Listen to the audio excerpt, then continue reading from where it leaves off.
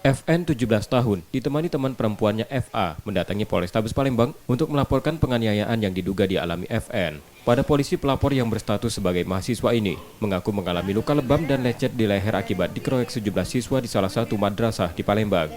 Peristiwa itu terjadi saat pelapor FN akan menjemput FA yang di salah satu madrasah alia swasta di kawasan Bukit Kecil Palembang. Saat itu FN melihat teman perempuannya FA menangis. FN kemudian meminta FA menceritakan peristiwa yang membuatnya menangis. Ternyata karena dibully. FN kemudian mendatangi teman-teman FA untuk menanyakan kebenaran peristiwa itu. Namun ia malah dianiaya sejumlah siswa tersebut. Sampai ngomong-ngomong jorok lah, katain saya ada benar apa-apa, lala, Umi tidak setuju. Nah pun dia minta tolong karena posisinya Umi lagi ada gawe. Dan dia nanya baik-baik dengan kawan kan, apa sampai kau ngebully cewek aku sampai nangis saya itu.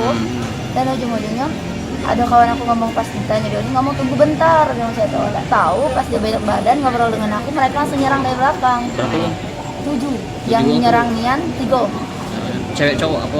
Cowok kalau nyerang ini sama ini. Nyerang dia langsung. Oh, nyerang dia langsung. Laporan kini dalam penanganan Polrestabes Palembang. Yudi Kiswanto, Kompas TV, Palembang, Sumatera Selatan.